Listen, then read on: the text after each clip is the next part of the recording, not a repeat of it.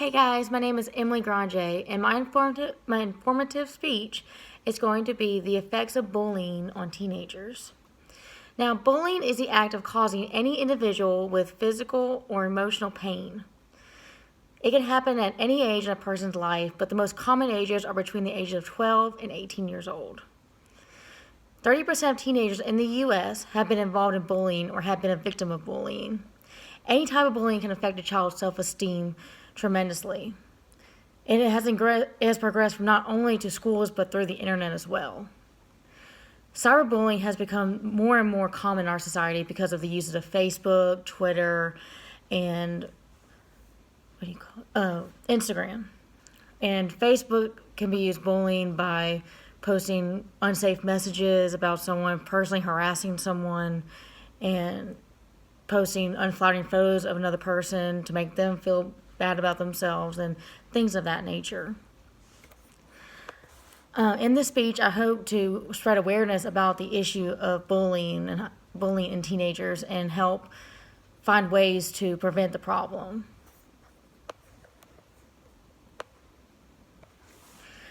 Okay, so the first type of bullying we're going to talk about is physical bullying. Physical bullying can be the act of hitting, pushing, tripping, slapping, or spitting. This type of bullying occurs the most in a middle school setting. Middle school is between 6th and 8th grade. It can also happen before and after school. Middle school is the age when bullying is the most common. Physical bullying is more likely to occur among males, but sometimes the females can be the bully or be the victim of the physical bullying. These type of bullies are usually physically stronger than their victims or have friends who approve of their violent behavior. Students who bully others have trouble with self-control, following the rules, and caring for others. They are also at higher risk at later problems like criminal behavior and problems in their relationships or their career. Victims of physical bullying are usually weaker than their bully physically. They're often ostracized for reasons including weight, ethnicity, or other characteristics that make it harder for them to make friends. Some effects of physical bullying can be low self-esteem, depression, trouble at school, and sometimes even violent behavior. Now, the next type of bullying that we are going to talk about is emotional bullying. Emotional bullying is different from physical bullying because it has to do with affecting someone's self-esteem and getting into the victim's mind rather than hitting them physically.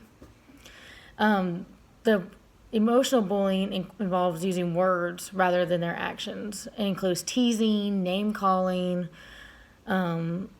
lying, exclusion, making them feel left out from a group, humiliating them, or tormenting their victim. Teenage girls are usually the people who like verbal and emotional bullying over physical bullying because they know how to get inside their victim's head and make them feel less than. The effects of emotional bullying on teenager can be depression, low self-esteem, shyness, poor grades in school, isolation, and threatening or attempting suicide. Now, the last type of bullying that is common among teenagers, and actually the most common that I know of, is cyberbullying. Cyberbullying is the abuse through technology. 10% of teens in America have reported being bullied on social media. And Twitter and Facebook are usually the most common ones because they use more words than they do pictures. And they use different methods on social media, like leaving harmful emails, harmful phone calls, or threatening text messages.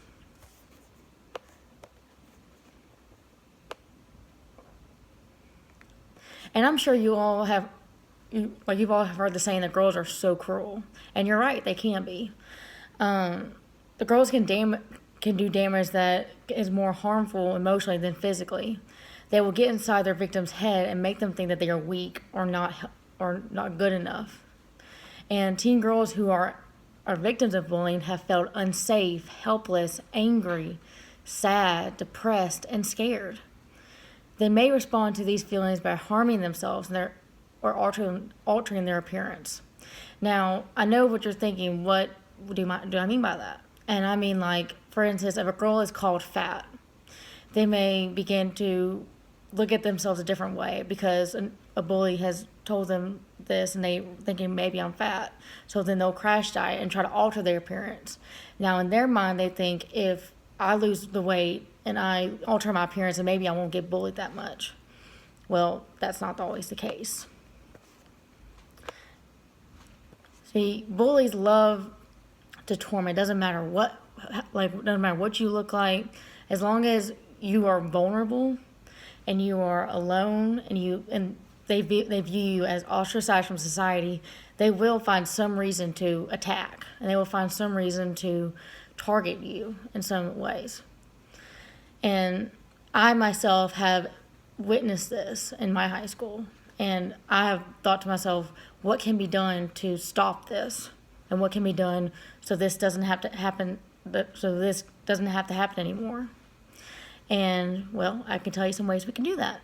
The first option is by encouraging teens to look for friends in person or online that are supportive and kind people who can help you and listen to you with your problems. And teens should also try to join groups because bullies usually target people who are alone and they feel that don't have any friends. The second option is to have teachers and other adults